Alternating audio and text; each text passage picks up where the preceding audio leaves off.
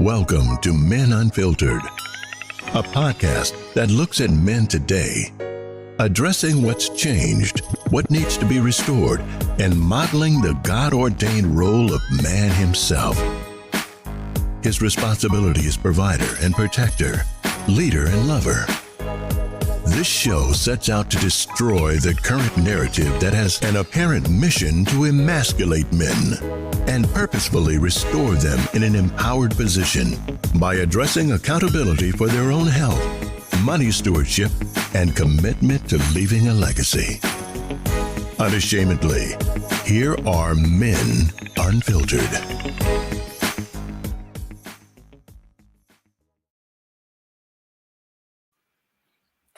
Oh, it's 2023. That's it. We in different order. So I guess this year Chris gonna take the lead. Praise God. Hallelujah. That's all good. He's sitting in the captain's seat tonight. The catbird seat, as I heard someone say at one point. The catbird seat. What's going on, everybody? 2023. Y'all ready for this? Yes. Yes, Yes. sir. It feels like we ain't been on here in a minute. Everybody's Been a been minute. traveling. Been a minute. Everybody's been traveling. So Man, traveling, getting things ready for the new year. Everybody's out Chris there. Allen. What am I doing? Who? I do it. Okay, go ahead, man. Go ahead. This is Men you just Unfiltered. want to We back. steal the show. Look Yeah. at him. Can't No, nobody I'm just- sing like Eddie Kane. Look at you trying to I'm steal the show. volunteering. Okay. What, Okay. Yeah, everybody want to be Eddie Ain't Kane. nobody coming to the show for you, Otis. See, here's the problem. See, he had to eat his words about them Jaguars. So John said there's no sound. Hold on. Who missing sound? Can you hear no one, John? Or you just John, you Yeah. can't hear anybody? John said no sound. We look like we're unmuted. yeah, I'm unmuted.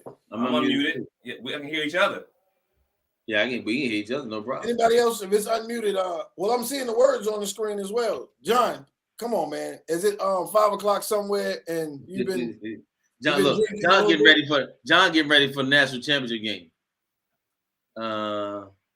Okay, everybody else hear us, John? John, something wrong with your equipment over there, Reverend. Yeah, everybody else is hearing us.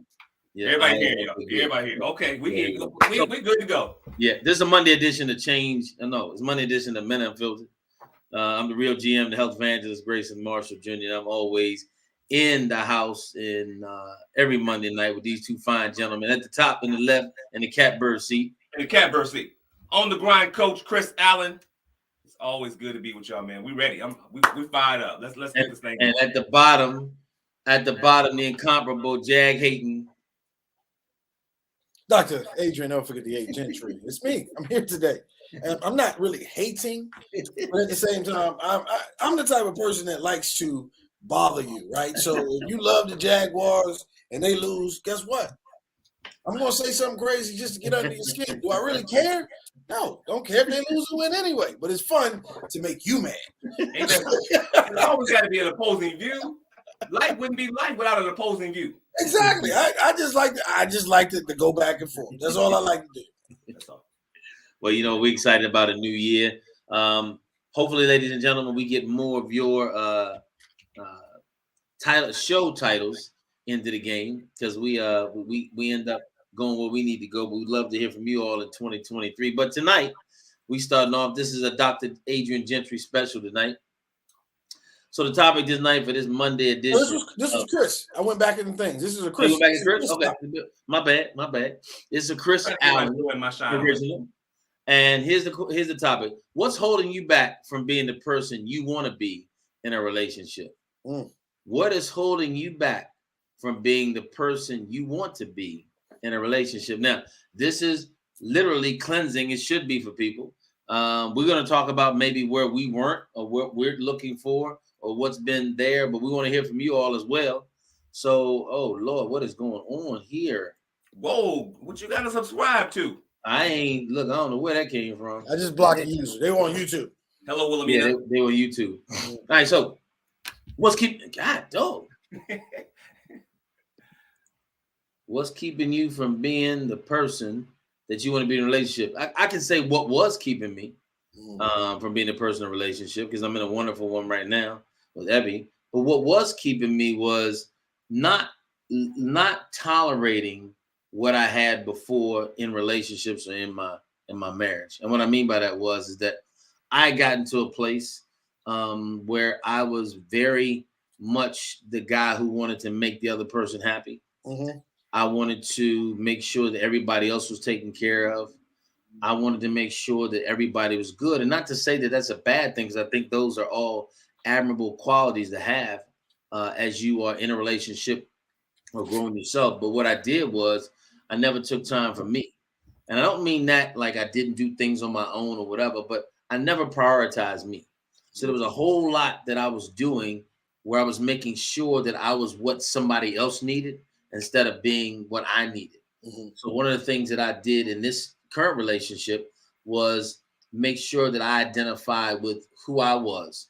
And again, what I'm talking to you, what I'm saying to everybody watching now, watching later is not that I lacked confidence in who I was.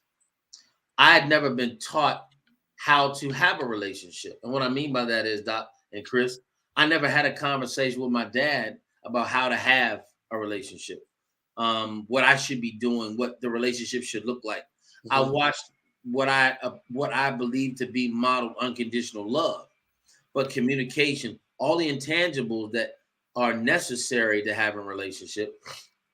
I had to say that those things weren't maybe relationship defined. I'm a good communicator. I'm a speaker. I'm a writer. So having a conversation was never that. But I shared with Evie one time is that intimacy was at a different level when you get with that person. So intimacy carries a level that maybe I hadn't been exposed to. Mm-hmm. And I'm not talking about the art of making love or having sex. I'm talking about intimacy. And I've learned that there's so much more that I had to find out when it came to being intimate. So one of the things that I wanted to make sure that I do now is become more intimate. And that was a new thing for me. So that was one of the things that was holding me back. And I didn't realize it was holding me back because giving to the other person or pleasing them in a way physically was no problem. But I've learned and I'm learning that there's a level of intimacy that I just wasn't exposed to, and it didn't come natural to me. So I think a lot of people may have that same testimony, especially men.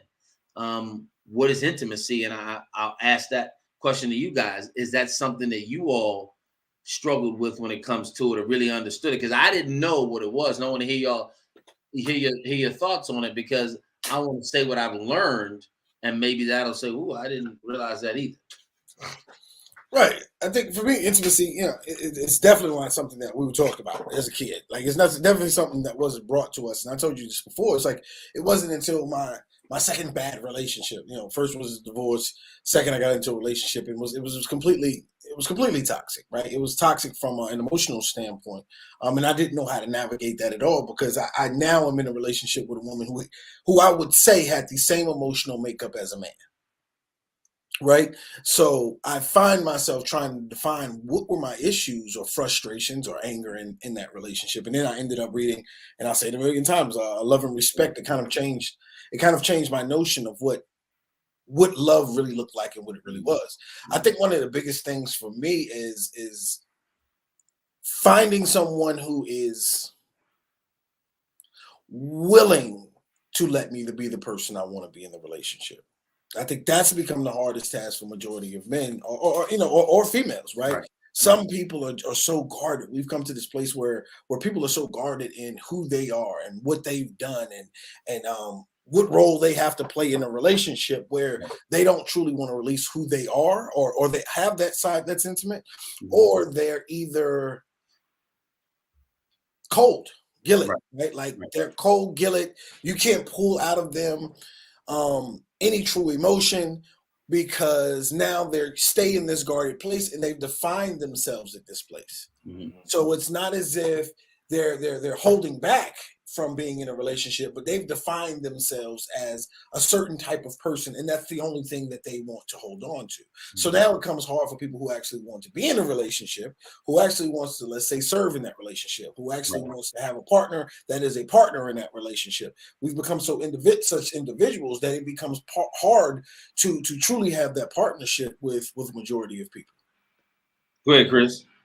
Yeah, I totally agree. I think from me, just going through relationships that I had to find out as I got older was the viewpoint that I see the intimacy in relationships.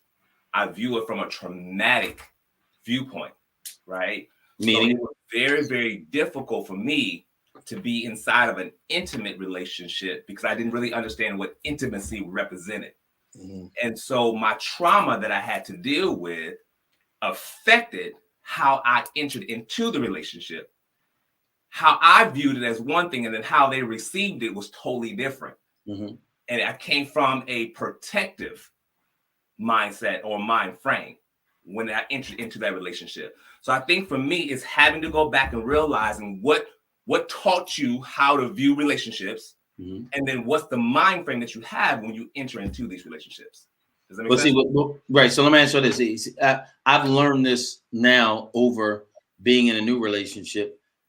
See, I didn't realize that. I thought intimacy was care and concern and attention and all those things. But what I didn't realize was intimacy was rubbing their hair. Right. I didn't realize intimacy was rubbing their back. Right. I didn't realize intimacy was, holding their hand while you're sitting down. And what I mean by that is that when I really begin to have a conversation with someone who has a level of love and is desiring intimacy, sure. Intimacy isn't the physical act. It's not. And again, and you know that, but you still don't know what it entails when it comes down to it. It's, you know what I'm saying? You really don't know what that's like. So, and I guess the best way when I heard it years ago, intimacy, right? I think it's a certain level of vulnerability and trust and understanding you should have in a partner, and they should be able to have in you. I think that's what truly intimacy is to me, right? And that's why I said it comes to a place now where so many people are guarded. Sure. So trying to be intimate with someone is hard, or especially if they're combative all the time. Sure. Right? Especially if they're argumentative all the time. Sure. So now you lose the ability to be able to be honest and open and with that person. Why? Because you do not know which direction this conversation may go. Mm-hmm. And I think laying down that wall, right, that most people are now building around their heart so they don't get hurt, right? And they're building around everything around them. Laying down that wall truly opens up the doors for that level of intimacy. But most people don't see it. They don't have anyone they can be completely vulnerable with. Why? Because vulnerability means I get hurt.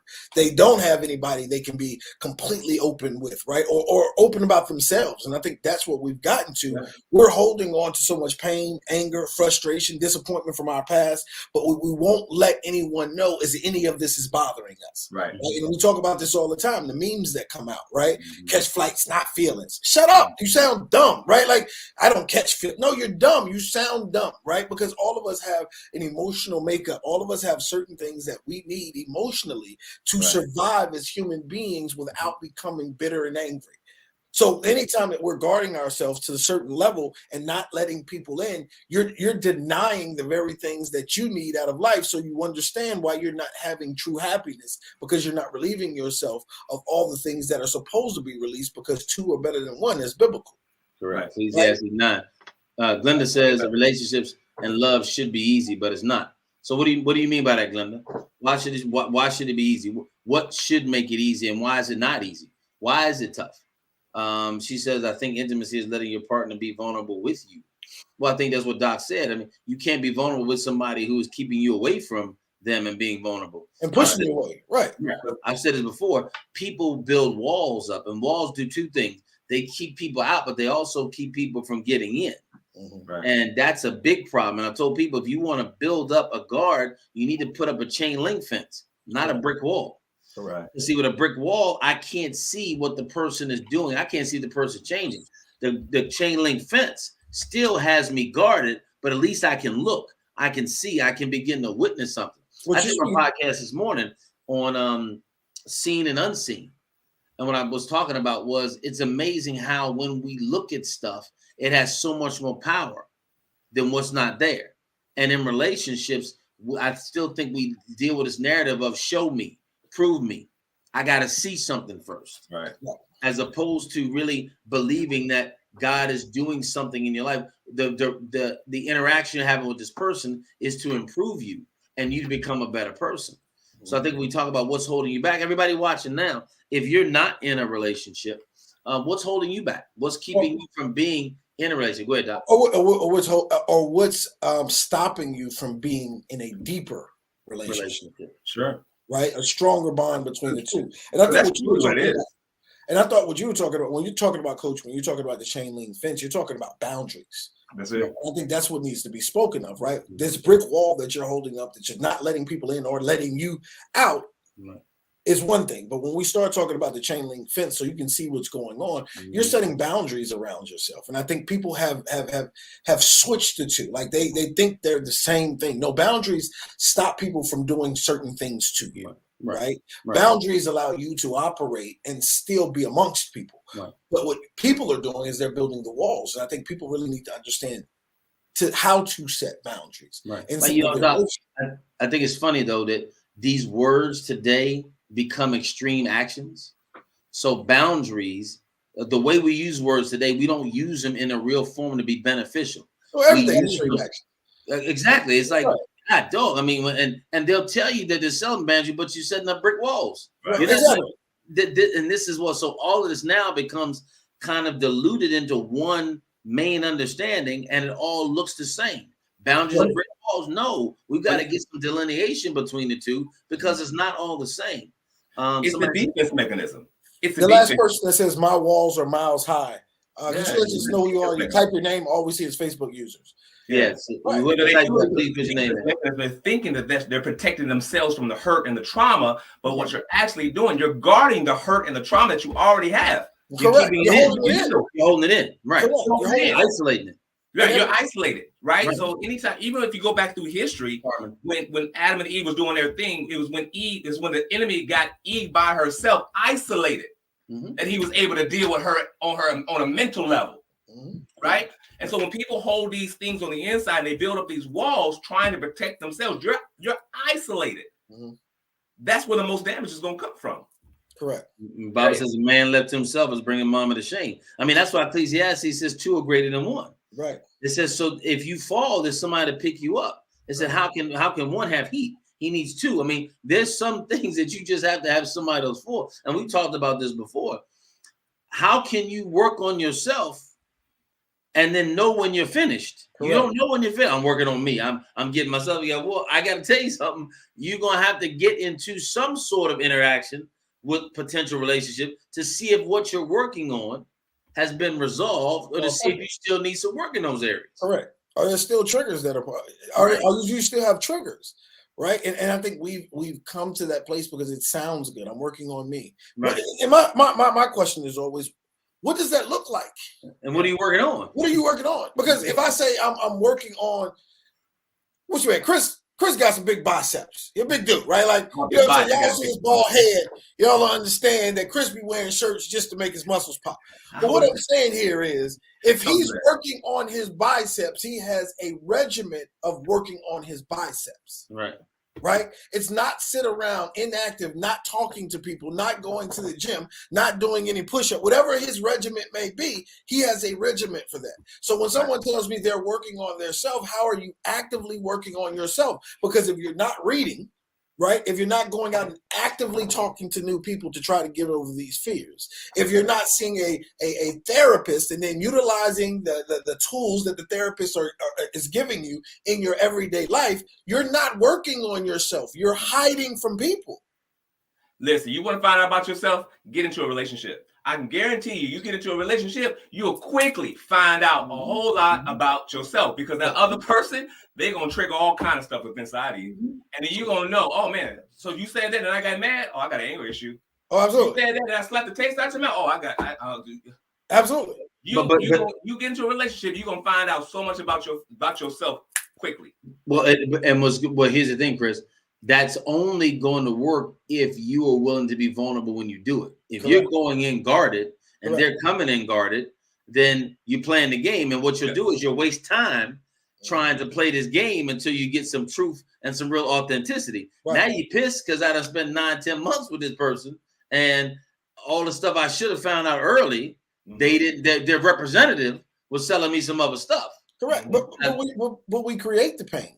when we go into a relationship that way. And I call it self-fulfilling prophecies. You're waiting for something bad to happen. So subconsciously, what you're constantly doing is creating scenarios that should happen. Right. So you can find a way to get out of this, because you have to prove yourselves right. And we've said it a million times, insecurity cannot be wrong. Nope. Ego has to be right. So those two things going through your brain at the exact same time, the insecurity is going to look for every fault that this person makes to eliminate that person as being the one you want to be with. The ego is going to force, to push, to find that wrong, because it needs to be right. It needs to be right. It can't be wrong in some shape, form, or fashion. So if you're not trying to truly work on yourself and have a regimen, what is it? The pain shouldn't happen. It should happen less frequently. The triggers should come less frequently. And I think when we're walking through this world and we're saying we're working on ourselves, if you're still snapping for no reason, bro, or sis, it's because you're not working on what you say you're working on. If you're still having the same thought processes and feelings, you're not working on what you say you're working on. And what we want, Doc, is we want everybody else to change to facilitate our change. Absolutely. At the end of the day, I want you to be different, so you can actually work with me while I'm going through this. So you want me to take some more blows while you're still going through your stuff, and I don't have any assurance that when this is done, the end game is going to be right for me. Right. So take these blows and show me that you're really going to be there for me. You know what I mean? And that's what I said, that holding me back from a great relationship. Right. That was what you're talking about, is it, right? I'm willing to mold, right? I'm willing, because I want to serve the person I'm in a relationship with. So consistency is not a thing you're ever going to have to worry about with me. I'm going to be consistent. If we're together, I'm consistent. You're going to get the same person every day, all the time, right? So if I'm always being measured on whatever idea, concept, and that's basically some of the relationships I've been on, is I'm being tested based off of your past trauma or your belief system. And so now I'm forced to be as patient as possible inside of this relationship, right? As you work on you and get past your past trauma. And I think that's one of the things that's hurt majority. Well, like I said, I went to relationship. I ain't doing 1,800 relationships, but some of the relationships I've been in, I've been the one serving. Right. I've been the one trying to make the changes. I remember being in a relationship with my marriage, right? I remember asking my wife, because at that point I had never seen a relationship that was healthy, right? All of the relationships, cheating, divorce, verbal abuse, like whatever. I've seen every type of crazy relationship you could think of. So I remember in my marriage asking my wife, I said, listen, I've never seen this before. And I'd said it multiple times. I've never seen a happy relationship. I said, I need you to help me, right? I need you to help me be a better father. I need you to help me be a better husband. If I'm doing something wrong, please let me know. She never let me know. It's like, okay, well, what do I do with that? You get what I'm saying? The next relationship, she was just making this up. Like, you know what I'm saying? Like, it was just like, this target was so far-fetched. It was like, oh, I need you to, oh, wait a minute. But I did that. But no, but wait a minute. You know what I'm saying? It was like, it was so many moving targets in that relationship. Right. It was freaking crazy. But I was still hurt from my first relationship, my divorce. So in this relationship, I'm doing everything I could possibly do to make it work. Right. But her trauma in her past relationships were in this relationship. So I was being measured and weighed upon her past relationships. Good. So I think one of the things that majority of people have to do is stop looking for this narrative. And I found myself in a narrative. Mm-hmm. I found myself in a narrative when I got out of my relationship with my wife, that I wanted to find a woman and love so hard that she can say, my God, like, I don't see how any other woman hurt him. You get what I mean? I had this narrative in my mind. So it seems to be, I would look at women who were kind of broken, who've been hurt in the past, so I can show them what love really was. And that narrative is crap. I'm going to tell you right now. Yeah, I need somebody to be healed before we talk. Because you went to the other side. Yeah, nah, you find yourself trying to heal trauma. You're around here scratching all in the closet. You want to smoke Newports? Like, I don't even smoke Newports no more. But I want to smoke them all of a sudden, because that narrative just don't work. You're trying to find that hurt person to love them back to life. That's some bull job. And, and I think you do that because, just like you said, you're hoping that they will appreciate it. And what I found is that they can't appreciate what they don't actually honor themselves, right? Correct. So they still don't know what love is. Right. And here's what's even scarier, Doc. You are now coming with the total opposite of what they just went through. So now they're gonna question that. Oh, can't no brother be this good? You know, there's got to be something. So now they're looking for what's wrong. You delivering all of what they asked for. They prayed for a brother like you. They've been on their face. They done fasted. You show up, but because you are so diametrically opposed to the last dude they had, this is way too good. Something ain't right. What's the problem? And now I'm going to play this game, and I don't think it's a conscious game, but I'm going to play the game, test you all the way, because I need you to be like that other dude, because I'm not worthy of this. I don't even understand how to do this. I know how to navigate the negativity, but you aren't bringing me any. So now I'm a fish out of water, because I don't know what to do when I text somebody and they text back. I don't know what to do when somebody brings me flowers when it ain't my anniversary or my birthday. I don't know what to do when you say pack a bag, we going away for the weekend. I don't know what that's like. I don't know what it's like to really have attention and care and concern about the things that I'm doing. So here's what happens. You find yourself under scrutiny for being a good dude. Right. So now you begin to question yourself. Well, wait a minute. Right. Hold on a minute. The target keeps moving. Right. So now good dudes get apprehensive because they're tired of going. I said, hold on a minute. I done tried this. So I tried the person who was in pain a little bit. I done tried the y'all read that. I done found a person who's not that way. So how do I really deal with this? Let's see. Shavana said, just for context, Eve was not alone. When the woman saw that the fruit of the tree was good for food and pleasing to the eye, and also desirable for gaining wisdom, she took some and ate it. She also gave some to her husband who was with her, and he ate it. The command was given to Adam. It was his responsibility to give those instructions to Eve. This is why when God called out, he said, where are you? Not Eve, but the man. Men must be in place, steady and steadfast. So let's just clear up. Well, she went. I get it, Shavana. And you're right. So let's go back. We're not talking about a physical alone. Talking about a mental alone. He was mentally alone. That's why she was able to have a conversation and relationship with the enemy. It wasn't a physical alone, it was the mental that he dealt with her on. And that's the same way when we talk about those walls. It's not a physical alone, it's a mental alone. I'm going to be by myself. I don't need no man. I'm going to do that. That's a mental, not a physical, because you're never going to be alone when you're around the world worth of billions and billions of people. We're talking about and let's keep it a buck. If she was really in the position she needed to be, as soon as she was asked that, she would have said, hey, Adam, should we eat this? Right. What you think? Right. But no, mentally she did it first. And again, we don't. This ain't a conversation. This really ain't a conversation about men and women, feminism. That ain't what this is. So we're not trying to get that place in it, because there's a whole lot of things. Because that's going to lead to a conversation about submission and humility. And in today's world, those are struggling topics to begin with anyway. So we don't. That's not where we want to go here. But at the same time, if we want to keep it a buck, then the reality of it should have been, here's what we need to do. Boo, my man gave me this apple. What you think? And that's kind of, where that is. But we're talking about what's holding you back from mentally being in a relationship. And it's a mental thing. And most of what's keeping people held back is a way that they think, is their approach to something. Right. Tashelle says, too good to be true will always seem questionable to a hurt person. No question. Absolutely. And that's what I mean. So what happens is that the same thing that y'all wish for, because there's no healing in that space, and vice versa. Guys can find girls that sometimes seem too good to be true. Correct. Absolutely. When it really comes down to it. I know I'm blessed.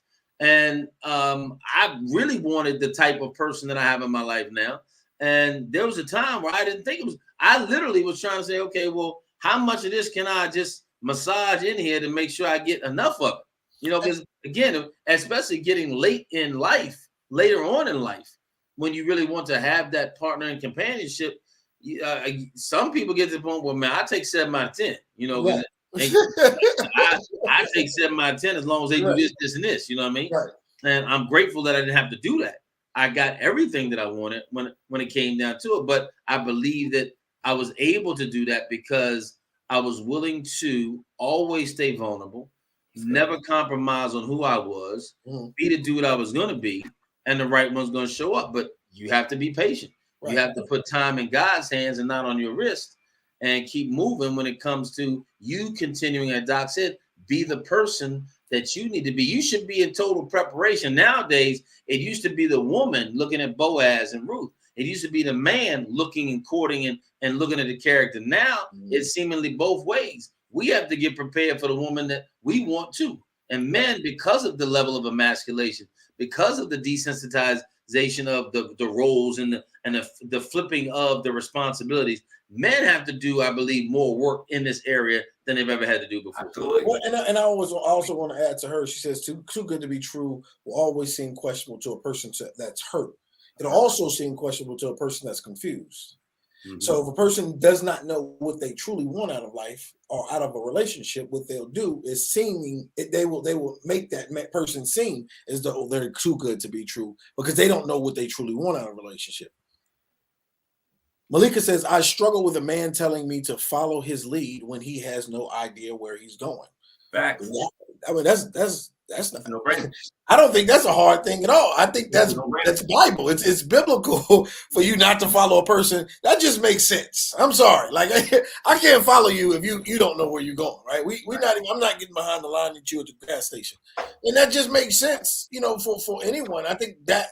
But that also can be utilized as an excuse to not give up control. Right.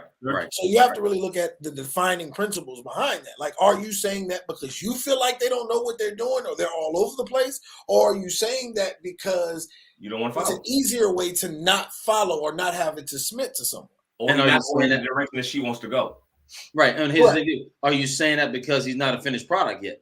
Ooh. Are you a lot of you want us to come to you complete. You want us to accept you incomplete, but you want us complete. And a lot of men are in the process. They're on their way. They're going to be something. They're in the midst of doing that. So I think a lot of times, I think both sides, I think men now want a woman who's complete. Look, I ain't got time to be going on do this. You got yourself together. I got myself together. Let's do this. Mm-hmm. But I think the real essence of it is that you need to be with the person that's right for you, that completes the pairing. You need to be complete. Nobody should complete you, but you should be looking for that person, and that person be in life that makes you better, that holds you accountable, that challenges you without confrontation, right? Yeah. There's someone that really can hold you. Somebody can look at you and know, just like I remember Michael Jordan in the 1984 Olympics, when it was the first time the Dream Team was together. I take it back. This is 1984 when he was still in college, and Bobby Knight was coaching the team, and Mike and them were playing. And they weren't playing that well. And Bobby Knight said he walked over to Michael and basically just told him in his ear, "You're not playing your best." And Mike went on and did what he did at the next level. But the reality of it was that all he needed was somebody to really hold him accountable. Mm-hmm. He was still playing well. He was still being Michael Jordan. But Bobby Knight, someone who has a history of knowing the game, understanding the game, can go to Mike and say, "Hey, you're just not playing your best." Right. And he just take it up another level. You need that person in your life and say, "Hey, look, you know what? This ain't all you got. There's more in you." Stephanie said he just haven't found me yet. That's not holding you back from being the person you want to be in a relationship. Well, you shouldn't be hiding, Steph. You need to be out. Right. I guarantee you, she says she's an introvert. He is not sneaking in your back patio window. Facts. He told me his plan was marriage. He isn't a finished product. However, he used the fact I make more money as a cop out to say I can't give you what you're used to. Well, that's his own insecurity. That's his own insecurity, exactly. So that really is where that is. He's just not okay with who he is. And again, I don't know the brother, but having a woman that makes more money, and Doc has talked about this before. We know women who make a lot more money than their men, but their man is the head of the house. Correct. And that's because of the understanding between them as man and woman, and in their relationship. Right. Yeah, this is a secure relationship. But it is an insecure cop out. And again, you're talking about a society that has made an effort, a successful effort to reduce men. There are a lot of men walking around here insecure.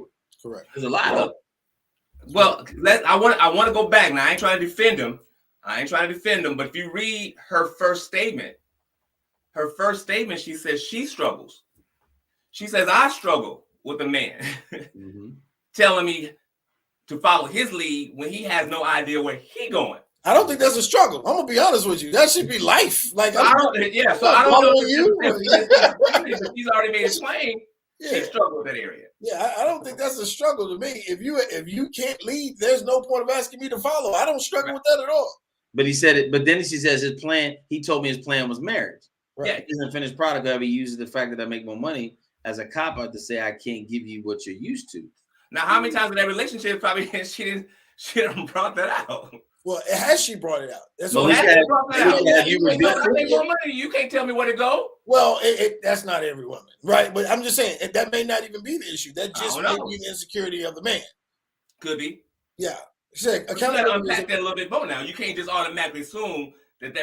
And by me, I'm not assuming exactly. I'm not assuming that she has done it or hasn't done it. I'm just saying she may have not done it. Well, Amina says accountability. Is that your partner's job? I don't think so. That's a coach's job. No, well, okay. Amina, are you in a relationship?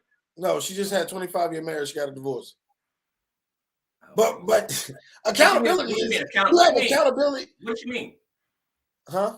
What does she mean by that? Accountability is that's your a coach's job to do what? So if you don't see your partner as your accountability partner, to me, that's a problem. They should hold you accountable. Like everyone in your life that loves you should be holding you accountable for what you're going to do. So if you're seeing that as that's not what my partner's supposed to do, there's going to be a feud inside a relationship regardless because you hold this idea that they're not supposed to tell you what to do. Or not even tell you what to do. Just hold you accountable. Right. If you said you were going to do this, I should be able to say, hey, you said you were going to do this. I think accountable. And accountable doesn't mean control. I think all of a sudden that word, again, we're talking about words and we talk about that. We know where these words, I was talking about Michael Jordan in a sense that all he had to do was tell Mike he wasn't doing his best and Mike turned it up. Just like if I have a partner and Evie says to me, hey, Gray, you can do better than this, or this ain't your best, or we could do more. You want that. Okay, you're right, baby. I'm turning it up because if you're close to me and you know this and you can put that in my ear and I can accept it and move with it, you should be able to do that to me. Correct. You should be able to hold me. If I get into a funk and a depression and she look at me like, what are you doing? Right. This ain't you. Your partner should be able to hold you accountable for that. I'm following you. We're not doing this. Right. You know, you're right. And they should be able to do that. And if it's the right relationship, because there shouldn't be an offense in it. She's doing it for you all, not just for you. This is an us thing. Right. I signed on. This ain't how you were leading. So let's get back to that. And I think that's a big part of it. But I think these things become issues, Doc and Chris, in relationships. Because if you don't think, as you said, Doc, if your partner's supposed to hold you accountable, then y'all really don't have a relationship. Right. Yeah, you don't have a relationship. Yeah, you in the boat by yourself. If I'm in a relationship and I told my girl, we going over here to Orange Park Mall, and then we end up over here at Regency, along the way, you should have realized we going in the wrong direction. Help me out. Keep me accountable to where I said we were going. We're going this direction, not over here. She said, well, let me clarify. What got us timed into? God, what is going on here? It's on YouTube. God, dog. All right, I've deleted. All right, so Malika says he knows I make more. I never put it in his face. He recently commented to me, you actually saw me for who I was and not for what I don't have. He says I don't like to relinquish control, but he too has control issues. I worked hard on not making my man feel like he wasn't needed. That was my past mistake. Once again, there's nothing you can do for a person who's dealing with insecurity. Right. They're always going to find a reason why you're demasculating them. It's always going to be a reason. They're going to find some sort of reason. So no matter how you twist and turn, you have to always stick to your guns and be who you are. Right. And I have to realize that more than anything else, because the reality is you will compromise your entire being, right? To be in a relationship, to be in a relationship. I've deleted them with some on far side, so I got them off of them. I know, but it's showing up on the screen here. No, it's not. It's blocked. I think so. Go ahead. Go ahead. But I think we really have to get to a place where we have to find the individual partner that's in line with where we're going, right? There We you both go. are individually going to have issues, right? We're both going to have to figure out some things. We're going to have to improve some things inside of a relationship, and that's cool. But the reality is, are we both willing to move forward and fix those things together, right? Are we actively working on them? Like I was talking about Chris and his bald head with the biceps. Are we actively working on that together? And I think that becomes the biggest problem in relationships. So earlier when she said, was it Lumpia Lady? When Lumpia Lady said, it's easy, but we make it hard. It really is, I believe, easier. It really is. I think we have so many rules that we now live by when it comes to relationships. That makes it very hard, right? True. Two people get together. Two people talk and communicate. Two people try not to piss each other off and serve each other. Two people move forward, right? What we have is rules. We have all of these rules of testing an individual's loyalty, testing an individual's patience, trying to find out if they're really who they say they are or if they're not who they say they are, trying to get power or gain power in the relationship. And of course it becomes difficult because we have too many ideas that say this relationship is going to fail. And I think majority of people need to get in the presence of relationships that are healthy. Will there be problems? Absolutely. But if you're talking to all of your friends who've had bad relationships, if you keep looking at your past relationships, if you keep thinking that the relationship is going to fail, it is. No question. No doubt. In every aspect of the word. If you keep believing you don't want to be held, the word that's of the day, accountable for anything or anyone, well, of course you're going to get in a relationship and tear it down in any shape, form, or fashion. Why? Because you don't want to be held accountable. Look, I look at it like this, man. I'm going to say this. When you're in a relationship, I feel that our number one job is to try to figure out ways to be inside of the relationship, not ways to get out of the relationship. Correct. And I think so many times people be in these relationships, man, and they doing everything to try to come and calculate of things that they need to have so they can check outside that relationship. Correct. To try to figure out what do we need, what do we have, what can we do to be inside of this relationship? Because we can come up with 1,000,001 things to be out of the relationship. Right. I think one of the things I also talk to Evie about is I'm so grateful for what I do have. Right. I don't focus on what I don't have. Sure. If there's something that is still being healed as we're going through, I don't focus on it. Like right. we live in two separate cities, right? And she's a person who loves the closeness, the connectivity. And I told her, I said, we're not physically in the same place, but I feel closer to you than I've ever felt with somebody who's sleeping in the bed next to me. Correct. I feel closer to you. Why? Because we're connected in a different way. So your physical presence, as much as I would rather have that, I don't have a distance when you're not here. Now, there was a time if you dating somebody and they ain't in the same town, you getting it in while they gone. Because that's just because you need the closer. There's still something missing. So there's so much more on the distance. For me, it's not that case. It's like, look, I know you live down there. I live here, but it's not like I'm doing something when you're not here. I'm with you. So what this does, it gives me even more enthusiastic energy to go build, make it happen. So that when you do come, when we do go, we got 4 or 5 days. It's just me and you 4 or 5 days. This is what we're doing. But also you got a woman who's broke down a lot of walls. There you go. I was just about to say that. You have a woman who's broken down a lot of walls. You have a woman who actively shows you, I care and I love you. Her actions and her words align.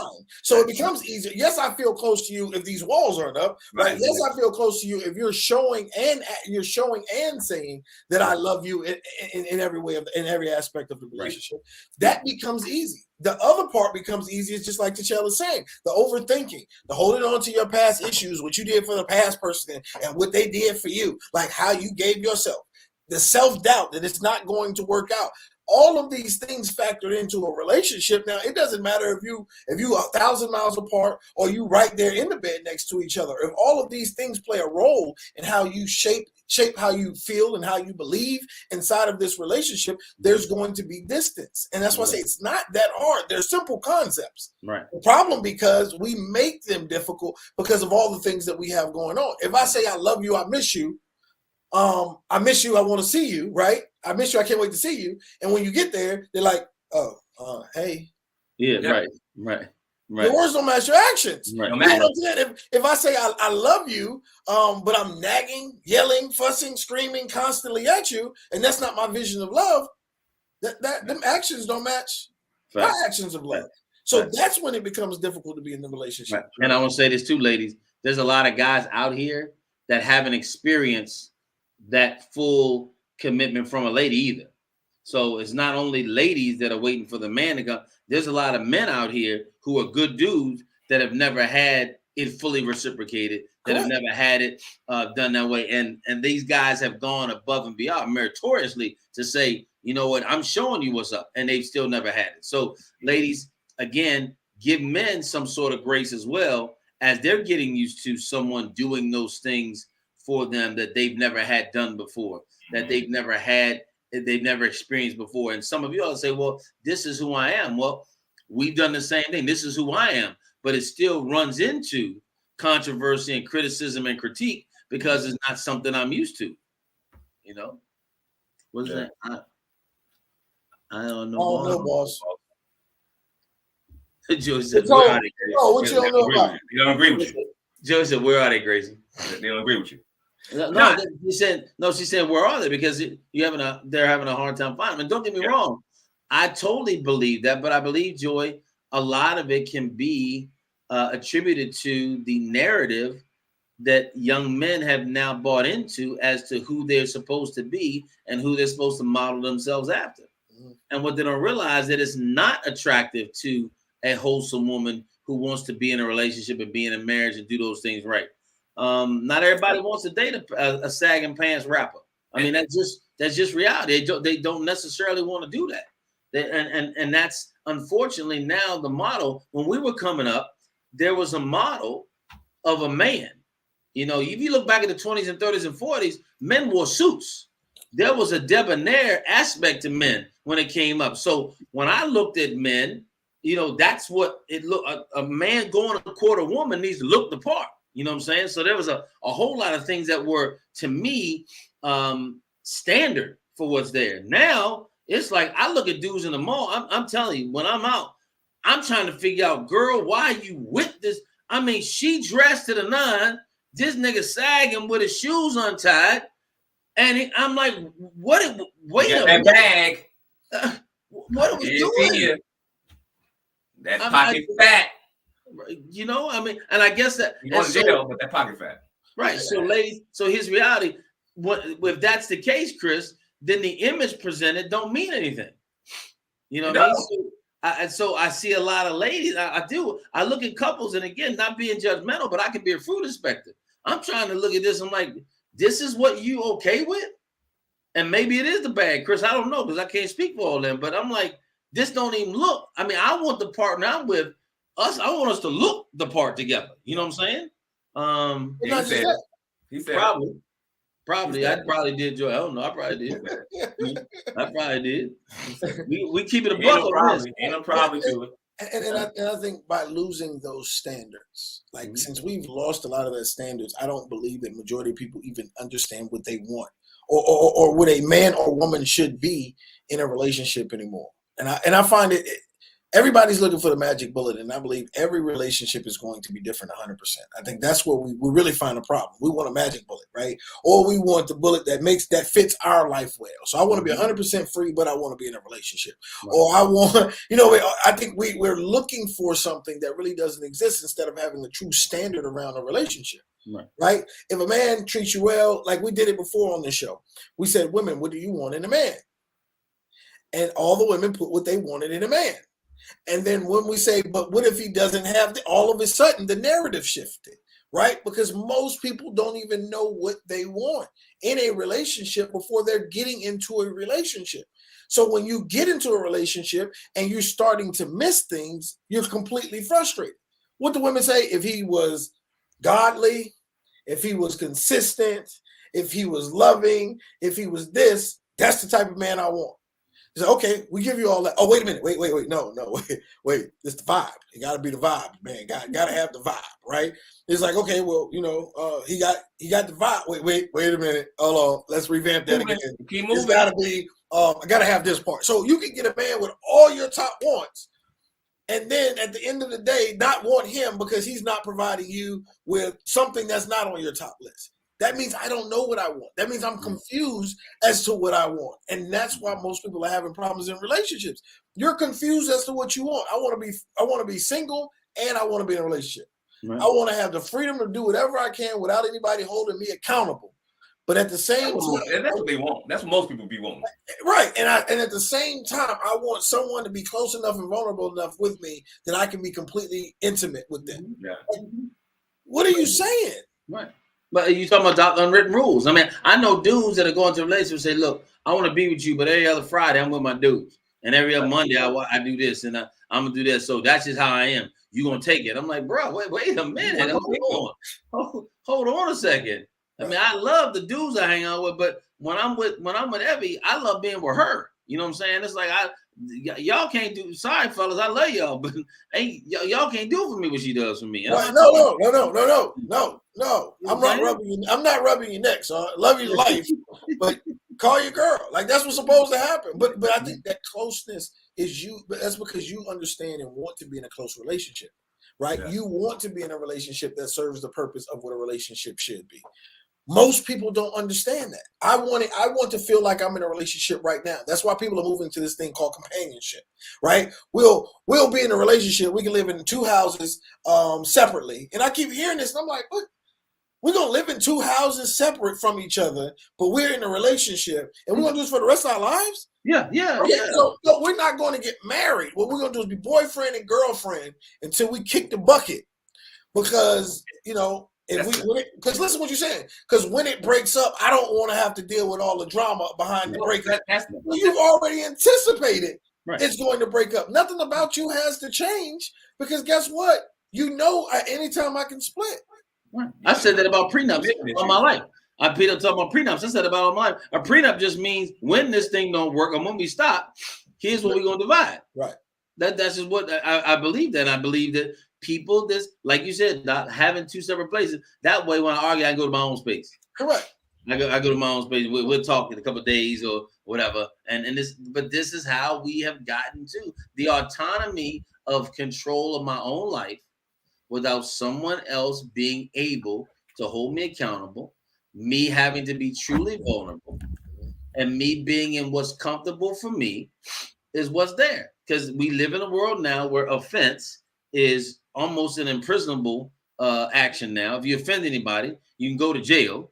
Nothing about anything you say now can be just taken as, no, that was wrong. You need to hear this. It's you just offended me. So now you need to do some prison time because you didn't use my pronoun right, or you didn't allow me to have my expression of how I identified that day in my own way. I was feeling like a cat. I wanted to go to the bathroom in the litter box, and you won't honor that. So I'm going home. I mean, it's crazy what's going on in the world right now. But this is how we go into relationships. And if you won't appreciate or respect my pronoun, you don't call my pronoun, and we can't hang out.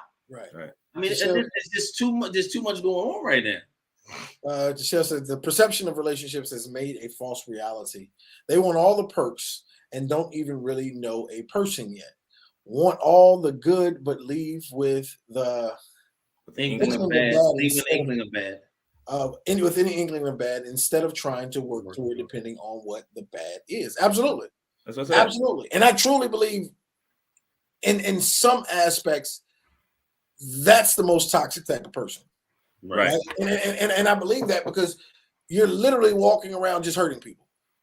Mm-hmm. At that point, right? Like that's what you're doing. You're walking around spreading pain to majority of people that you're dealing with, because even when they're saying, you're telling them what you want, you're telling them how you feel, and the next thing you know, you're tearing it apart. Too many people walk around with past hurts. I believe that 100%. Mm-hmm. But why? But here's the deal. Why is it okay for that to be the case? Why are you still walking around with it? Why is this something that you're okay with? I don't want to walk around hurt. I want to know what has bothered me, and I want to get rid of it. But why am I want to walk around that way? There's a part of me that wants to eventually be healed. You got to heal from that. Right. But I agree with her. I think way too many people are walking around in relationships with unhealed traumas from your past. And it continually keeps working out in these relationships. Correct. And you think it's that person, but it ain't that person. It's the trauma that you've already been dealt with. Yeah. And I truthfully don't believe we even identified that trauma is changing anything or causing us pain in other relationships. Yeah. Right? Your father could have left when you were 6, 7 years old. And you haven't healed from that. But you're like, that doesn't bother me in a relationship. Absolutely. Right? Yeah. Absolutely it does. Right? Because you've seen the drama that went down at 7 years old when that happened. And it created the person you are today. Right? Like every part of us has to be dealt with. And we talked about, me and Coach, I think Friday, what was it? Friday, we talked about introspection. Like that truly being one of the foremost things that we need to do in this year or any year is looking deeper inside of ourselves and find out what's hindering us from getting what we want, what's hindering us from being all that we can be. What are the things that are really my fault in relationships? What are the things that's really my fault in my business? Because we're not really wanting to tell the truth because that's more painful than anything. No. So to avoid the actual pain of looking at myself, what I'll begin to do is I'll rather dodge the pains or deal with pain, put pain on other people because I don't want to look at myself. No question. And so Stephanie want to use our podcast to get some business. So y'all know Stephanie a counselor. So if any of y'all need any counseling, Stephanie right there. What kind of counseling does she do? I agree. Yeah, she does all kinds of counseling. She's trying to get. That's all right, Stephanie. I just shouted you out. That's good stuff. You ain't had to do that like that. You had to say too many people need counseling and they don't get it.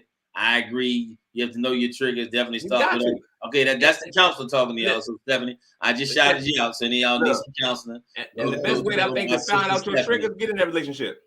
We all need to work on ourselves and get therapy. Everyone needs healing from something, and I truly believe that. Mm-hmm. I truly believe that majority of people, all of us, right? Like there's something that we're dealing with, and we have to be able to lay out what's going on in our mind, in our hearts, our ideas that we have personally that we've created.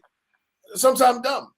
And I've said it a million times. It's not about learning something. It's about relearning. That's the hardest part. Relearning what I think I know, right? What have I absorbed as a child? What things have I looked at my entire life that has created the ideas and the belief systems that I have in my mind today that are not necessarily true? Right. And Doc, and I said, that's what I said earlier. I understood romance. I didn't understand intimacy. And I didn't realize that those are really two different things. There's a lot of guys know how to be romantic. Correct. Right? And I believe that men have been taught to be romantic, but I don't think many men are taught what intimacy is. Mm-hmm. And we think romance is intimacy. And it can be, but I'm really learning that they're two different things. You know, romance is thinking about them and doing the things that make them feel elevated and elegant and a standout. But intimacy, that's a whole different thing. And I really don't know if men have even learned what that is, because intimacy for them has been expressed as sexual gratification or romance. You know, take her out to a romantic dinner or romantic getaway, and we think that's intimacy. No, it's not. And I think this is where a lot of women don't get a chance to see and understand the depth of what men are, because we don't. Stephanie said intimacy. Doc said that earlier. Intimacy. Tashel says, question: why is it so hard for men to talk about their pain and past trauma? That's a good one. Well, I'll tell you why it's hard for most men, because when we do that, Tasha, we usually get victimized and we usually told we're weak. That's one of the things. Men have a hard time with it because of the ridicule and critique that comes with it. The narrative of the world today is if you're that way, you're soft. If you're that way, and again, men have taught to hold things in. Doc and I have always said this before. Men die a slow death and a quiet one, because we'll just keep it all in. And it's because when we open it, we become vulnerable to manipulation. And I think that's both ways, but ridicule. Huh? And ridicule. No question. And we don't, and that's not a way to really lift us up. And that's not saying all women do that, but if I polled a bunch of men, that's part of the reason. I think societal views and narratives of what men should be or what we believe men should be are so different now that we don't want to do it because of what might happen. That's why men lead in suicides. Mm-hmm. No question. You know, it's that silent death. And so, you know how much power and strength you have to have in order to take your own life? Mm-hmm. Mm-hmm. We'll think twice by taking somebody else's life, but you can take your own life. You know how much pain you got to be in? And that's some unsatisfied, unresolved stuff that you don't want to talk about because of, again, what society says, what people say, and what you believe the narrative is. And you believe that it's soft too. I mean, that's part of it. You believe because you've been taught that it is. So you believe that's what I ain't saying nothing. I ain't doing it. And that's why we have invested so much into having men and accountability as well. So we can go to these places and say, hey, look, bro, let me holler at you. Here's what I'm going through. And pour out. And the Bible says, restore them in meekness, lest you be overtaken by the same thing. We said this before. You want to be saved, go to God. You want to be healed, go to your brother. And that's reality. So we have to do that. This has been a Monday edition of Men Unfiltered. We hope that you are really willing to hang out with us on Monday nights. We do want your input, ladies. We love the conversation. Thank you for all of your input. And what I've learned over the past year and the years that I've been doing podcasts is that all of your comments bless other people. People watch this later. They'll see what goes on, and your comments will be part of what they go through. You guys are doing ministry as well, whether you believe it or not. Your comments, your trueness, your authenticity, and your willingness to just engage is blessing somebody else. So we want to thank you for that. I'm the real GM, the health evangelist Grayson Marshall Jr. My partners on Men Unfiltered are in the catbird seat tonight. On the grind, Coach Chris Allen. It's always good to be with y'all. Once again, a powerful, powerful episode. So rewatch this one. And my man, 100 grand on the bottom there is none other than Dr. Adrian. Never forget the A Gentry. We love you guys. Appreciate you. We'll be back next Monday. If you do have a topic, Steph, any one of you ladies, drop it to us. We would love to share it. We're going to keep talking about relationships and building each other up and being better because we believe in 2023 introspection and real heart-to-hearts of what we're going to need to heal each other and heal this country. So have a good night. For all you Georgia Bulldog fans tonight, go Dogs. For you TCU Horned Frog fans tonight, go Horned Frogs. Everybody else, have a fantastic evening. We got to get off of here because these folks on YouTube are tripping. So we'll talk to y'all later. Peace. All right. Peace.